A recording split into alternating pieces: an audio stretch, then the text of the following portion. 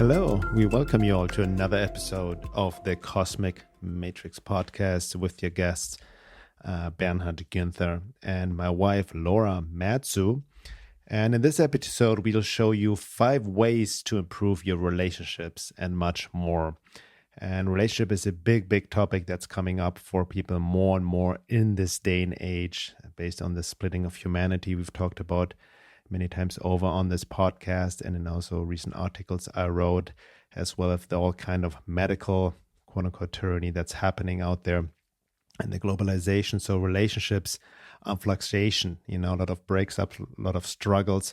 So we want to give you guys some tips of how to navigate this relationship realm. And on that note, we'll also be having in-depth course on relationships later this year. So keep out for that, sign up to my newsletter on veilofreality.com as well to be updated for any new offerings.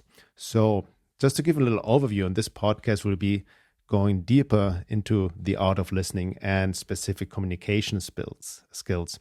And also that there are 3 parts to work on in a relationship. We go deeper into that.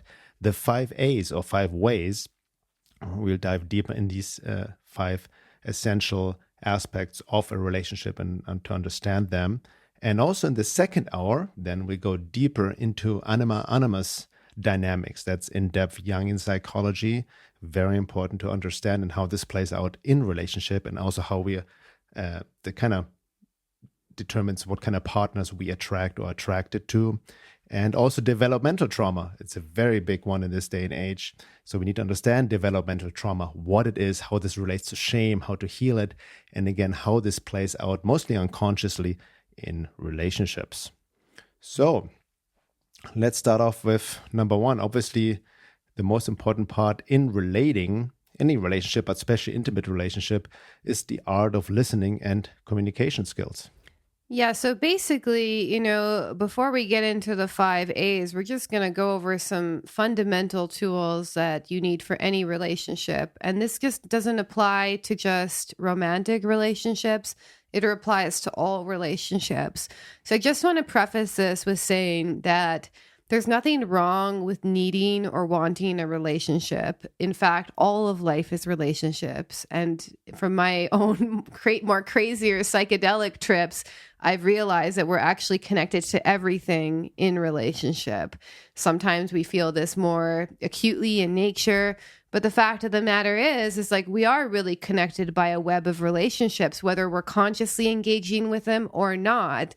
And I know during these times, especially with the lockdowns and everything that's happened, a lot of people have gone into like this isolation. Many people were maybe in isolation before. And I want to also point out that, overly isolating yourself, it tends to be a denial of this basic need for relationships. So I just want to say that, that we all need relationships, and that we are already all in relationships in order to learn and grow. So even if you're not in a romantic relationship, even applying these to people that you work with or people that you even come across in the grocery store or whatever, all of this matters. All of this is your web of relationships that keeps you going, basically. Yeah. So it's not just defined to romantic relationships, but everywhere you can apply these. In fact, actually, I find the more deeper, if you do have a romantic relationship or you're married or you're in a long-term relationship, the more that you actually work on these relationship skills in your relationship, the more it can also bleed out to the world and vice versa. So just know that these are universally applicable to every relationship that you have. Yes? I'm just going to add to that. I mean, very good point, almost to set the stage, that I would even argue that relationships is all there is, all that exists. How you relate, not only intimate relationship, but to anyone, strangers, online, offline, family, friends, all of that. How you relate to things, your food, information. It's all about relating relationships. But obviously, we're talking about human relationships right now. And what we talk about, you're right. You can really apply this to any type of relationship as well. Yeah, so the art of listening and communication skills is really key because we have to get comfortable with revealing how we feel, to really describing our feelings, our thoughts without blaming, accusing, or name calling. And when we get comfortable with learning how to communicate our feelings, then we also allow true relationship to arise. So if you're not used to being vulnerable and sharing your feelings with other people, I understand that some relationships it's maybe not appropriate for that, depending on the level of intimacy that's involved. But that's the basic skill, because you have to be open to letting another person get to know you. And that involves skills in communication and listening. And so on the listening side, an effective listener has to be able to listen calmly without taking it personally, without trying to interject with their perspective. And they also have to be willing to be curious about the other person, ask them questions, develop an interest in them and what they're trying to share.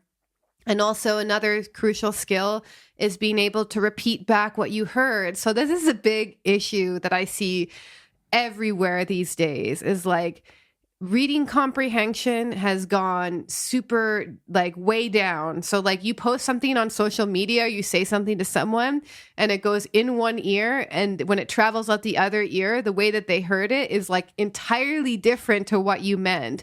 And that's a listening and communication thing. So we have to be able to kind of repeat back what we heard to the other person to make sure that we got it right. And by the way, it doesn't mean that this, Bernhard and I deal with this all the time. We do it all the time in our relationship. We have to repeat back what the other person said, and then the other person can clarify if we got it right or there are missing points. This is such a lost art in these days, because usually people just kind of talk over each other, and they also kind of basically kind of force their own point of view, or they move into fixing the person right away. And this is not what listening and communication skills we're talking about. Yeah, it's so key point, and it's easier said than done. It's actually easier in more casual friends, maybe acquaintances or even strangers, right, to listen and communicate.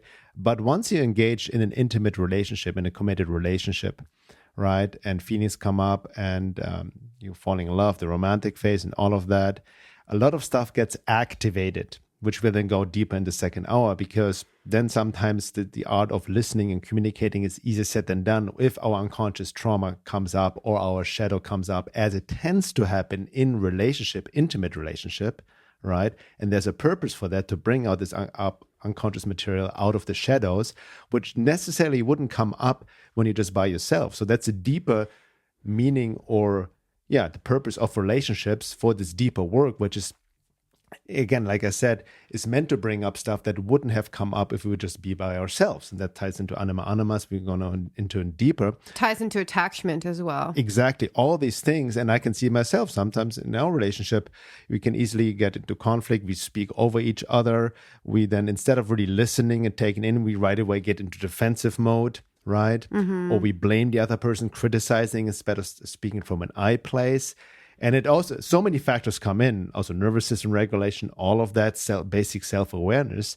But the listening communication skill is key, because most of us, we also then sometimes, even on social media, or even when we talk to strangers or have a debate with somebody, like Laura just said, we just want to get our point across. We already think of what we want to say without truly listening to the other person. Yeah. And if that's the case, I've noticed, so if I kind of get into conversations with people who misunderstood what I was trying to say, sometimes through me developing curiosity and asking them questions and clarifying, I can get them to kind of step back from their projections, but one person has to be curious, regulated. And also, it's a big skill, especially in these ages with this constant polarization that's going on, is can you listen to what someone else says and empathize with them even without even agreeing with it? That's such an important skill. That's really a high level relationship skill. And I think that if we can learn how to do that, a lot of this kind of intense polarization can calm down a little bit, because, the forces in power do feed off of this divide and conquer that's going on. And it doesn't mean that you have to get into debates with people about every single topic, especially when people have bad faith arguments, meaning they're trying to just debate with you to just convince you, that's not true listening. But it's revealing about, how you feel, what you want, describing those feelings and thoughts without blaming, accusing, name calling. And the more that you are able to do this with someone that truly listens, the more that you actually find out about yourself. So that's how it becomes healing, basically. So if you can get a really good kind of listener and communicator who's really in a dynamic together, then usually the person who's communicating will discover things about themselves that they didn't even realize because someone is truly listening. And that's what's so magical about it. That's why, again, I kind of repeat it over and over again in anything, like especially in the great work, any self-work or any deeper work, especially within relationships. It's so important to have regulate your nervous system, to be able to have the witness, the observer, the self-awareness. So we just don't become mechanically reactive as most of us are unconsciously. Yeah. Right? Because if you have the self-awareness, then you can become more curious instead of furious, as the saying goes, and be more like, be more observant. Why is my partner reacting this way? Come I am reacting this way, and just observing that our emotional fluctuation, which most of the time happen very reactively rather than consciously. Yeah, exactly. So, and this kind of leads to our kind of second introduction point. You have to get out of I and also move into we. It doesn't mean that you abandon yourself, but just to understand there's 3 parts to work on in each relationship. There's each individual themselves with their own feelings, history, personality, traumas, each person. And then there's the relationship between you. And so like energetically, like when you join together, I mean, you see this in the composite chart, which is basically like the midpoint between both of your charts. The composite chart in astrology shows the essence of your relationship, but you don't even need to know the composite chart. You can just feel that when you're in a relationship. You know how you're different with some people and the dynamic's different with other people? That's that shared energy, So you want to also think about the energetic kind of connection between you. How does that feel? Does it feel like there's walls up? Does it feel that there's elephants there that you need to talk about? So there's this kind of like energetic flow between 2 individuals that happens too that you want to pay attention to.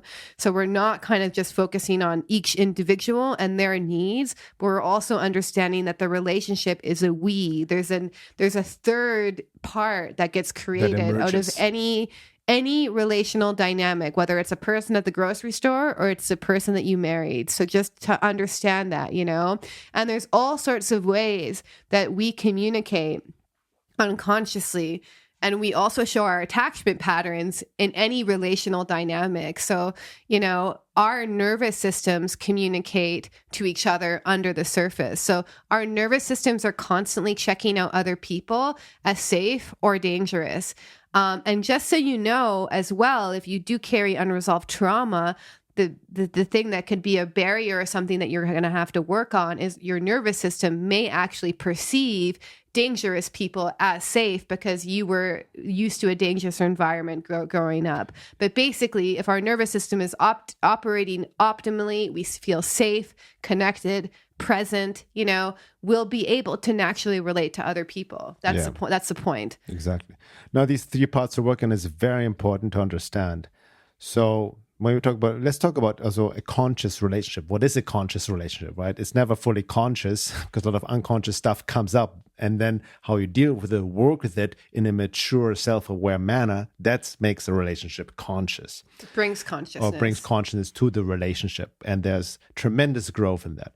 And the reason, but for that, a conscious relationship, we mentioned that before, must be based on growth. Both partners are willing to grow, and growth is not pleasant sometimes. It pushes out of comfort zone. Stuff comes up. We get triggered, right?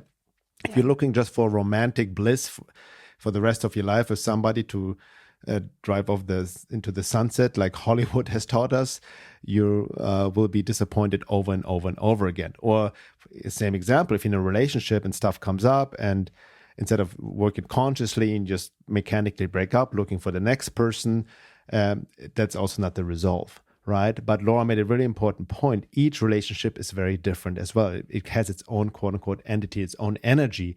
Even Carl Jung famously said that each partner in a relationship has a certain chemical constitution, and then the relationship alchemy happens, and a third persona emerges, so to speak. And that's actually beautifully symbolized in astrology with a composite chart, which is its own chart, the energy of the relationship, as opposed to the natal chart. Yeah. And the problem or the issue most people run into, not understanding this that there's a relationship dynamic, that then people are so stuck in their own almost narcissistic way of wanting to change the other person or have certain perceptions, and I want this way, but cannot really relate, so to speak, not only to the other person as an individual, but then to the relationship as a whole. Yeah. Right? So that's really key to understand. Well, usually, we have this it was one of my favorite podcasts, From Karmic Relationships to Divine Union, was it called? Or our one? Yeah, From Karmic and Toxic Relationships to Divine Union. Yeah, that was 85. So that's a really important one to listen to, rather, because we go super in depth about romantic projections in relationships and why those have to fall eventually. But usually when we're trying to change the partner, number one, it can be an animus thing, meaning we're projecting our own unacknowledged or unexpressed masculine or feminine traits onto our partner, expecting them to live it out for us. And another thing, it can be trying to force our partner to fulfill unfulfilled childhood needs. It's a big one. And, I also want to say that in a way, two healthy people orientated towards growth who have imperfect histories in relationship, developmental traumas, maybe even more, complex trauma or whatever, that will tend to come up to get healed in relationship eventually. So it's not like you're not going to have unfulfilled childhood needs come up in relationship unless you grew up with secure attachment and you don't have any unfulfilled childhood needs. Which is very, very rare, I would add. Yeah, I meet people with secure attachment, and I can almost they have a different essence to them, who grew up with secure attachment rather. But regardless, so to almost leave, so don't expect your partner to come in and suddenly make you able to regulate your emotions, to love yourself, to fill in all the holes that you feel within yourself.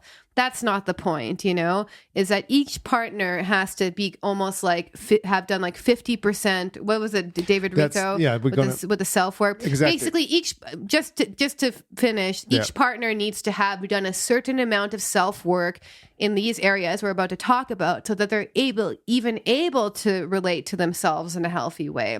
Because really, the more that you're able to relate to yourself, be in tune with your own emotions, your own needs, be able to communicate that, the easier it is going to be when you go out in the world and you have to start relating to people. And I have to say that can take practice, especially if you are dealing with major trauma that you're trying to heal from.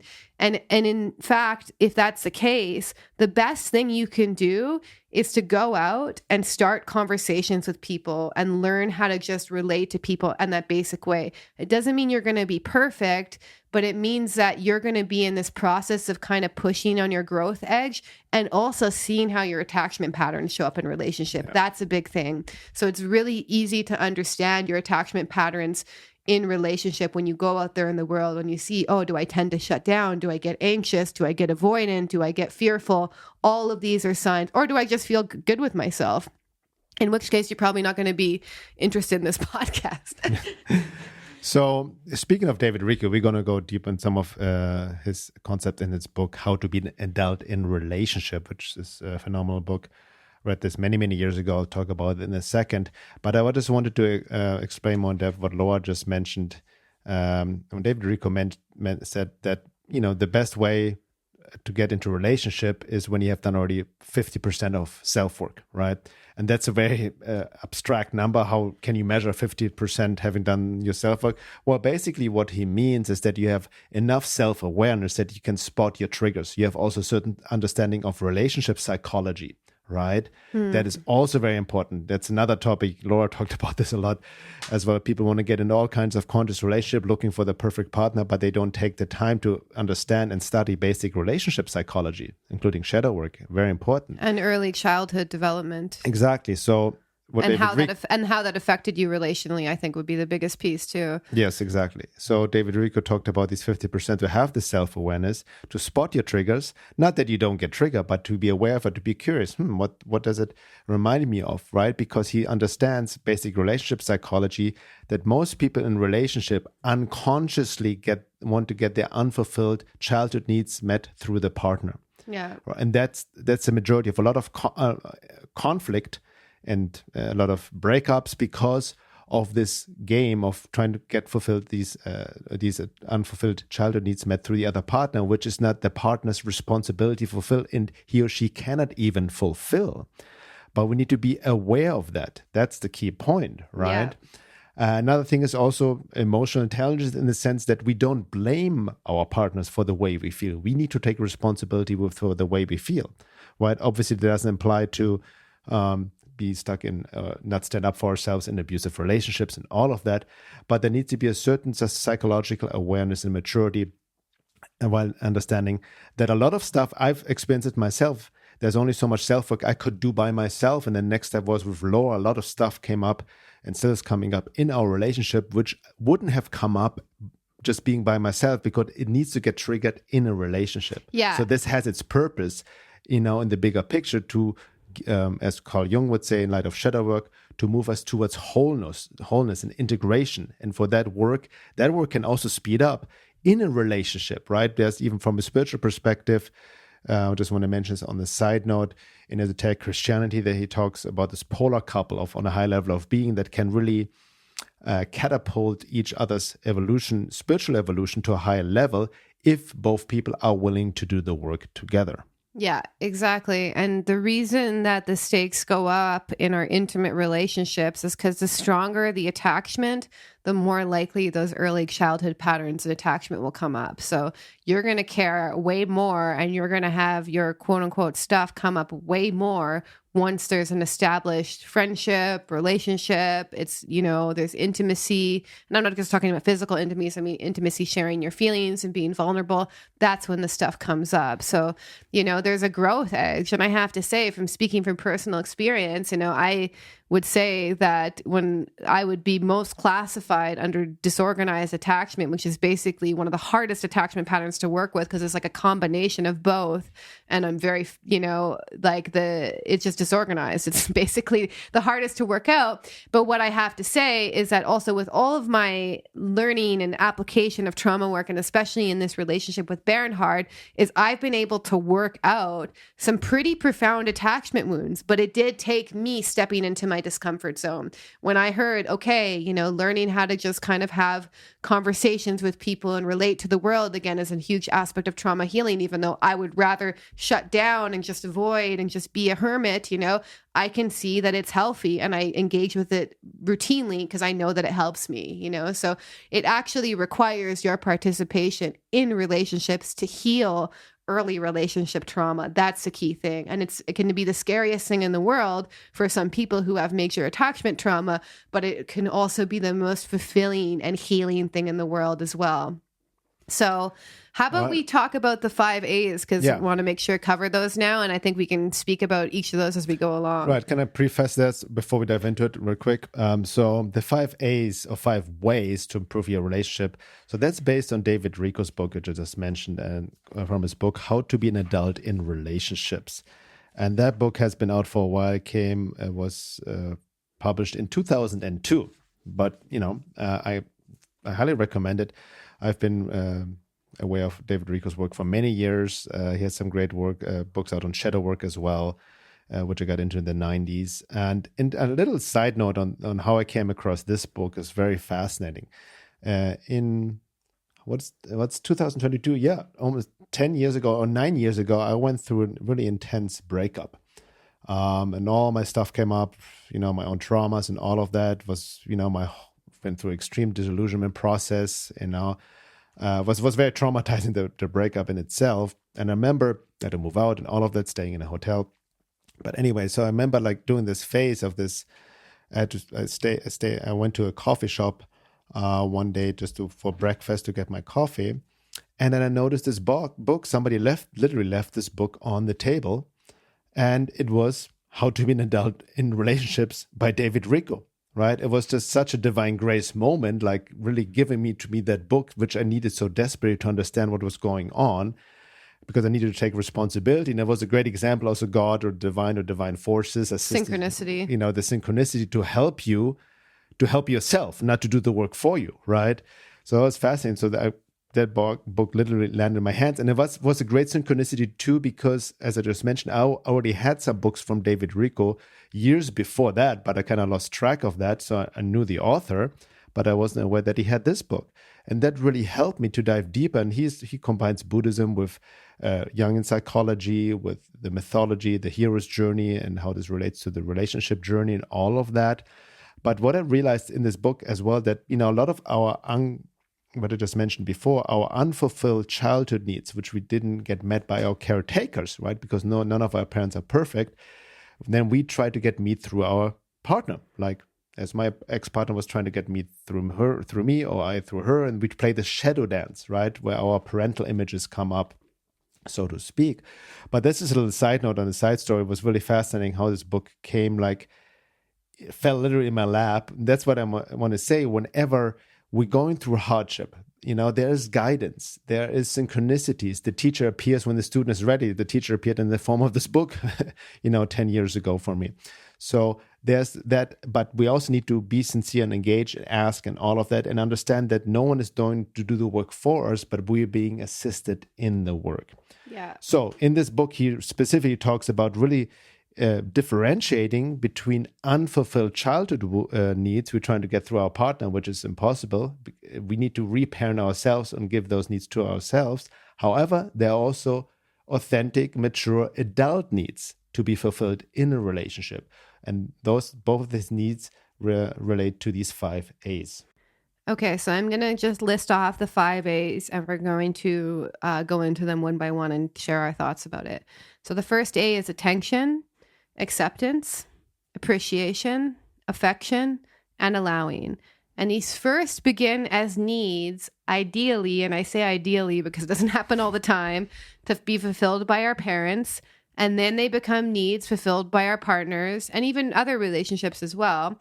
And then they become the gifts that we have to offer others in the world. And this also maps on perfectly to developmental trauma, because to the extent that you had these needs met for you early on is to the extent you effortlessly can offer it in relationship to your partner and the entire world. So we internalize the way that our parents treat us, and this all happens super unconsciously, and then it just becomes the way that we meet the world. And so in the second hour, we're going to go into the developmental traumas and can actually get into the way of us offering similar skills, because some of these map on perfectly to the developmental trauma model as well. So the first one is attention, which basically means attunement. So are you able to attune to the other person, how they're feeling, who they are? You can attune if you assume certain feelings. You need to be neutral, mindful. It requires genuine interest and curiosity. This doesn't mean that you're like a mind reader, but like if Bernhard comes in the room and he like sighs and I can see that he's obviously frustrated or upset about something.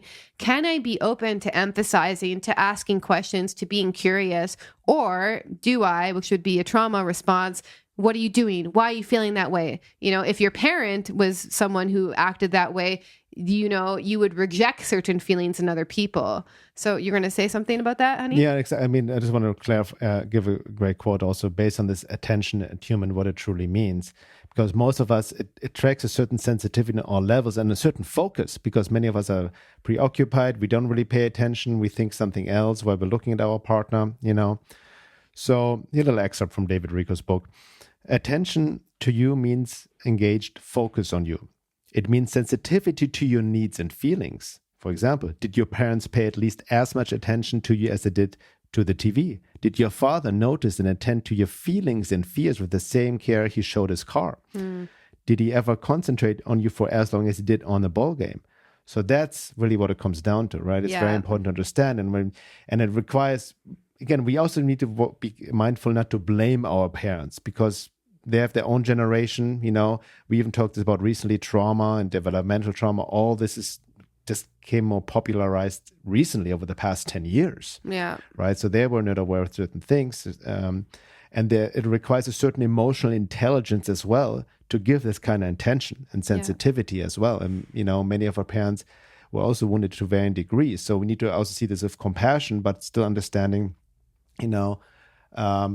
what intention and attunement really entails. Yeah, exactly. And it does take a regulated nervous system. Like if I'm in fight or flight, or if I'm really unwilling to accept certain feelings in another person. So if I'm like, stay positive all the time kind of person, what I'm going to do is I'm going to misattune any feelings that do not fit with the acceptable feelings. Exactly. Yeah. Exactly. I just want to add to that.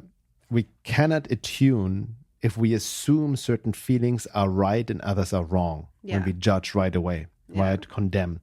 To attune to someone, we need neutrality toward all feelings, moods, and inner states, and the fearless openness of mindfulness. So attunement also relates to mindfulness, the Buddhist concept, so to speak, or kindness, compassion. What is it called in Buddhism? Loving kindness. Loving kindness, yes.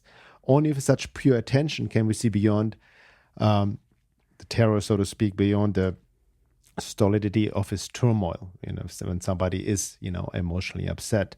This is how attention becomes compassion. And we're not talking about blind compassion, and all of that, but a certain state of being, state of mind where we can really pay attention to really see the other person. That's what really, in my understanding, really means to be seen. Many of us want to be seen so badly. Right? Yeah. And that means because we haven't been... We want to be attuned to. We want to be attuned to, exactly. We didn't receive that attunement or this attention in childhood. Yeah, exactly. So this requires, genuine interest and curiosity. It requires openness to all emotions. And also, the more that you can be with your own difficult emotions with full acceptance, with even self-compassion. There's a really famous practice called Tonglen in Buddhism, where you just feel and breathe into your emotions and you let them go. That's also important to do in relationship as well. So, when we, and to really understand that any emotions that you feel are unacceptable in other people, besides like abuse, or whatever, some things that will naturally make any human being want to shut down, is that what will exile in other people. So if I'm uncomfortable with anger, I'm going to also get uncomfortable attuning to someone when they're angry. If I'm uncomfortable with sadness, I'm also going to reject people when they're sad around me. So all of this relates to early developmental trauma, which I'll talk about in the second hour. So you want to move on to the second point, honey? Yeah, let's go to the second one. Yeah, acceptance. So this means you're embraced as worthy and you approve and validate the person. So you don't try and change your partner into something that you want. It's validating someone even if you do not agree. So this is really big because, and this relates to the Anima stuff that we're going to talk about later. I think we've talked about another podcast. We're going to touch on it again. Is that you really need to, like, if you married someone, if you're friends with someone, if you're in a relationship with someone, you entered into a relationship with them for specific reasons.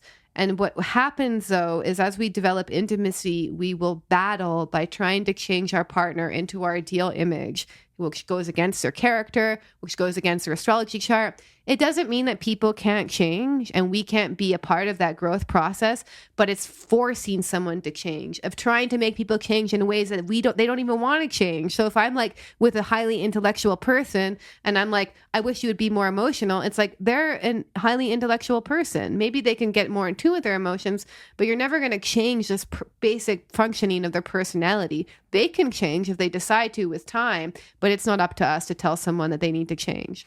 Yeah, I think the struggle with this acceptance is because we talked about this in a previous podcast. Really check that out. It was podcast, I believe, number 85, From Karmic and Toxic Relationships to Divine Union, where we talk about this romantic phase, which everybody is, quote unquote, subjected to in the beginning of a relationship, where these idealized images, this positive shadow projections, the golden shadows, Carl Jung would say, are being projected onto each other, right? So this ideal image, and then as a relationship continuous grows over months and even years, then the projections fall away and the real person emerges.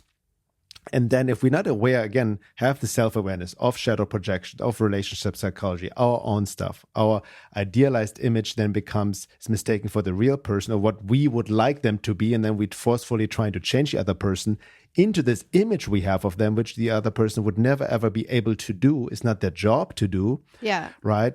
So we need to really move into this acceptance. Yeah. Of the other person as he or she is, which doesn't mean, again, that there cannot be room for growth and compromise and all of that. But we need to have a fundamental, unquestionable, unconditional acceptance of the other person. Yeah. And I have to say that, to withdraw your projections at this stage of a romantic relationship requires a sacrifice. It requires a sacrifice of your projections, basically.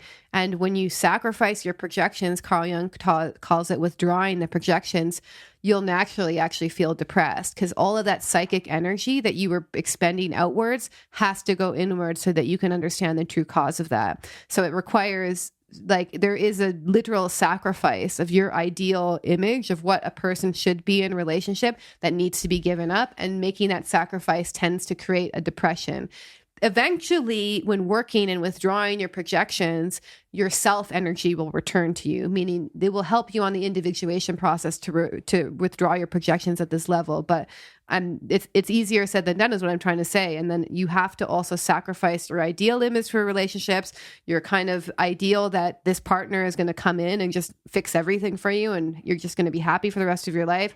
It's not going to happen. However, when you start to withdraw your relationship, when you start to withdraw your projections, then a true ability for a relationship between two real individuated people can arise. And that's really the magic, that's what a lot of people are looking for. And when they say they look for a conscious relationship, they're looking for a relationship with an individuated person.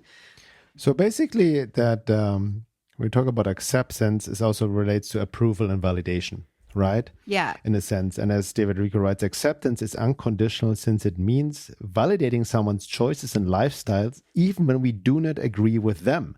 So that's very important to understand. Well, it doesn't mean, for example, if your partner's lifestyle is like he wants to have multiple partners, you don't. Well, this is a difference in value. So that needs to be understood as well. It doesn't mean that you just accept it and go along with it if it's not part of your value. But if you got into a relationship with that person to begin with and they were like that, and then you try and change it, it was part of the deal in the beginning. Exactly. So you need to be clear. So you have to accept, because here's the thing. Again, in the relationship, it ties into this process called differentiation, which is very important. Because in the beginning of a relationship, romantic phase, we talked about this again in the last podcast. We're more symbiosis. We're more merged. Everything is one, so to speak. It's this bliss. But then the differentiation phase is important, where everybody can be.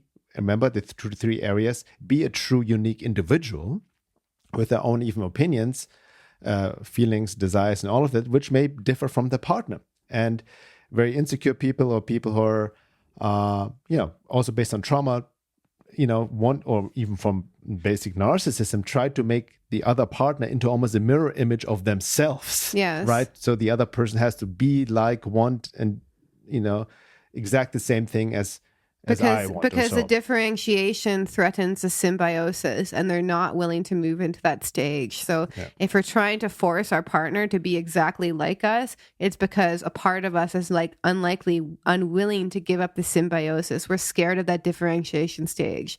And a lot of couples actually break up after the symbiosis ends, and they're called to differentiate, and they don't know how to conflict resolve. They don't know how to accept the person as their own person. I see it happen all the time. Like literally people get in and you're like, oh my God, they're madly in love. And then 3 months to 2 years later, they're broken up and you're like, what happened? Well, they didn't differentiate and they weren't able to learn how to really, go through that second phase where the romantic projection falls. You need to learn conflict resolution. You need to learn listening skills, communication skills. In the symbiosis romantic phase, it's usually pretty easy because we have all of these hormones rushing through us, these feel-good hormones, falling in love hormones, oxytocin, but eventually as the relationship becomes more stable, this is when true intimacy can really arise. That's when the skills really matter the most. And if you miss that, then there's all sorts of distortions that can come later on in the relationship, including trying to hold on to the symbiosis stage. You're trying to change the partner. Yeah, so that's very important. So first we have the attention, like as David Rico writes here, in attention you're heard and noticed. In acceptance, you're embraced as worthy, not compared to your siblings or anyone, but trusted, empowered, understood, and fully approved as you are in your uniqueness. It's kind of helps to individuate, right? And this acceptance and validation, approval is so important because many of us did not receive this in our childhood. Many parents vicariously try to live through their children. They try to get their own unfulfilled needs met through the child, right? And then didn't accept the child as he or she is. So that this approval is a necessary component of self-esteem on the basic level. However, it also can become toxic or a problem when we give up our true self just to find approval seeking, right? Especially on social media and all of that, when you're just so insecure and have created a false self to get more this dopamine infusing approval all the time. But it's a healthy adult need as well. Okay, so the next one is appreciation. So this gives depth to the acceptance part we just spoke about. This means you admire, respect, and appreciate the person as unique. And we all need this for self-worth and confidence. So appreciation and gratitude go hand in hand. So Bernhard and I do this like a lot, especially when we feel that our, relationship, because we work together, is like struggling, and we just do this thing where twice a day we show each other, either in words or gifts of service, whatever our love language is, ways that we appreciate the other person. And we do this twice a day. And it's really huge. It makes such a big difference. It makes the other partner feel better. Your relationship feels better. So if you're in a relationship, that's something you can do. Just be like, hey, let's do this, daily double for twice a day. Let's just do things that we appreciate. It can be anything. You could like go and help them with a chore that's usually theirs, just words, telling them that just anything that makes them feel appreciated. The important thing is try and nail something in their area. So for me, I love like acts of service. Bernhard likes words of appreciation. It's different for other people. And he mentions even in the book, this is John Gottman, that the ratio of appreciation to complaint in couples that stay together is 5-1, meaning 5 pieces of appreciation for every one complaint. So if you've been criticizing and complaint heavy, this is a really good way to just kind of shift the energy in your relationship really fast. Doesn't mean you're not going to come up into growth edges, especially if you guys have been battling it out, But if you can just genuinely find something that you appreciate about them, do things for each other that are nice, it can really help you kind of ease some of the tension in your relationship. So, and he even mentions too in the book that beneath every complaint is a lack of the 5 A's. So you're complaining because you don't feel you've been getting enough attention, you don't feel accepted, you don't feel appreciated, you're missing affection, and then you're missing allowing, which we're going to we're going to talk about in a moment. So just to keep aware of that. And so I'm going to move on to the next one, if that's okay. Yeah. Speaking of the next one, so the next one is affection. Yeah. Which is basically affection, as the name implies, love can be loving touch, physical touch, and embrace. And it's very important to understand actually that the root word for affection comes from affect, which means feeling. So affection refers closeness both on the physical and the feeling level. So that's a key point as well, because again, it goes back to childhood. Many of us, maybe even the older generation specifically, didn't receive affection. It was almost taboo to be too physically or to hug your child or just let it cry out, don't cuddle it. You know what I mean? More this stoic upbringing, so to speak. And that reminds me of another research that I studied and learned in my years as a professional body worker, massage therapist, called The Human Significance of Skin. And it was fascinating research. And I want to just mention this real quick because it's so important. The affection is so key, is so much needed. Because really a touch, I know for myself, I have been touch deprived in childhood, and sometimes just receiving a nurturing massage, a hug from my wife, from Laura, or just put her hand on my shoulder or anywhere, like helps me to calm my nervous system and kind of feel embraced. I feel loved, right? Because it is nurturing touch is as needed as food, as oxygen and any physical food. As one of my bodywork mentors said, based on this book I just mentioned, The Human Significance of Skin, And the author, forgot the name right now, but you can look it up, mentioned some research that came out in the early 20th century in a orphanage, where there were infants, actually, orphanage, like dozens of infants. And many of them all of a sudden died. And there was no cause, like mysterious death of many of these infants. And what they realized, shockingly, there were so many orphans. I think there was some one time around World War I or something around that time, that the orphanage was understaffed and couldn't really take care of the infants. And what they realized, that these infants died because of touch deprivation. They were not cuddled enough. Mm-hmm. So that's a lot of research shows as well, that a lot of our psychological issues, our relationship issues, our sexual issues, our traumas are related of not being touched enough. Yes. You know, of having this nurturing touch in childhood as an infant. You know, you look at modern birth, the baby is being ripped from the mom right away, you know, in the sterile hospital and all of that. So, and then obviously there's the other side of the equation, like pathological wrong touch, right, which ties into molestation and even sexual abuse and whatnot. But touch deprivation is so key. So many of us, we need nurturing touch. We need this affection from our partners. That's why even I'm a big fan of body work, not just for the physical benefits, but also receiving that nurturing touch, because that is really much missing in this day and age, especially nowadays with the lockdowns. Everybody's afraid of each other, being walking germs and the social distancing. That creates more trauma in the long run. So we really need to, embody or bring this, especially in our close relationships.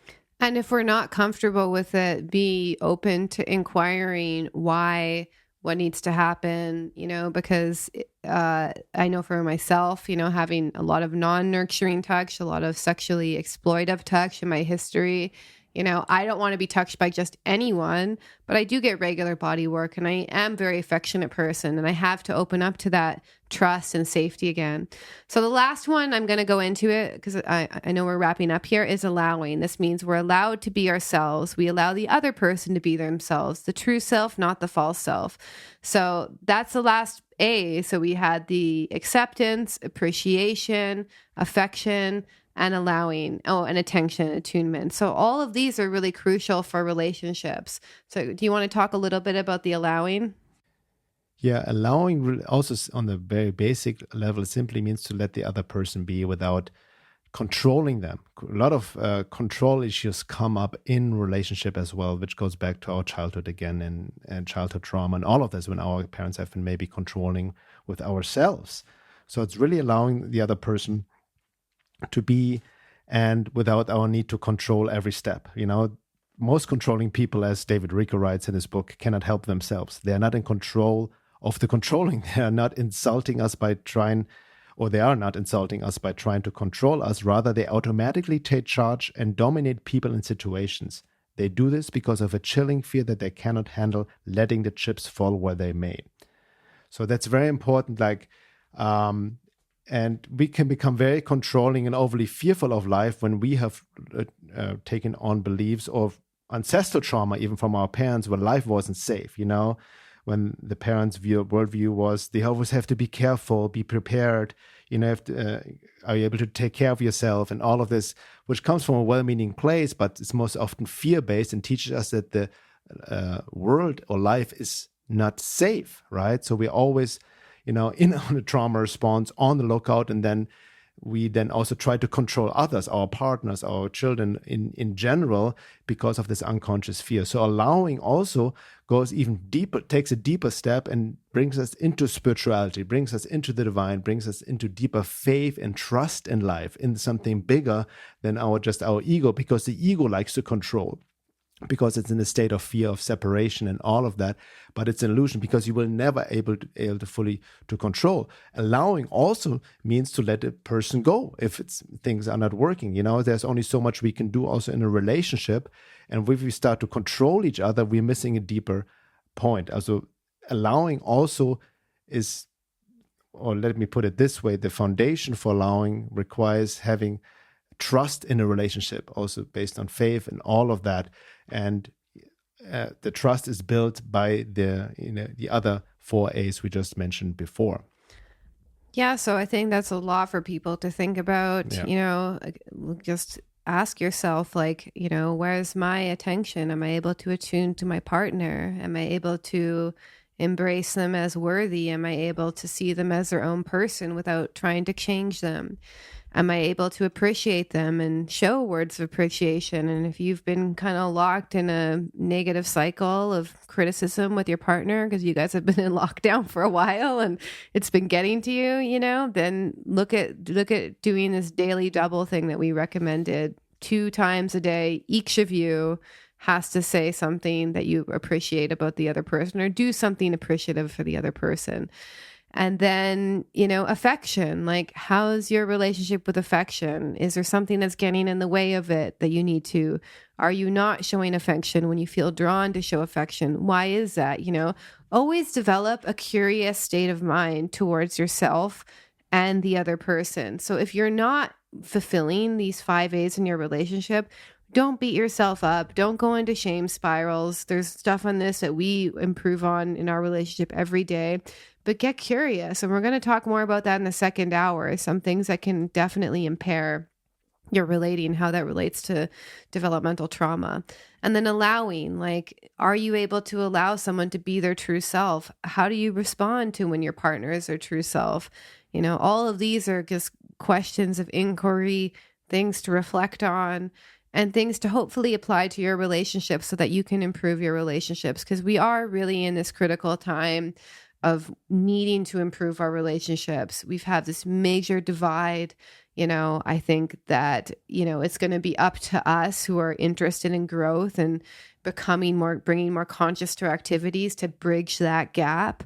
And also just, we are in this crisis of relationships. I can't tell you how many times I've had sessions with people who want to be in a healthy relationship, but either deny that need or think that they don't deserve it or all these other things, So this takes work, it takes effort, and it's totally available to everyone. In fact, it's a necessity for your health to develop better relationships. So we hope that you found something great in this podcast that you can apply to improve your relationships.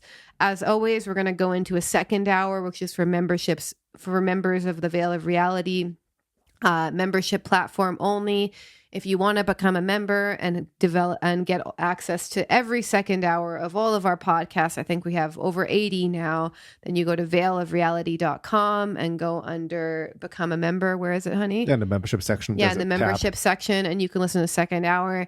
And as we mentioned in the second hour, which we're about to record right now, we're going to go into developmental trauma and Animus work, which is really taking it to a deeper level. So we hope you see some of you guys there. And yes. And then, we go deeper into actually all the things that can be in the way of healthily embracing the 5 A's towards ourselves and towards our partners. So definitely go deeper into it. And if you're not already a member, sign up at my website, veilofreality.com. See you on the other side.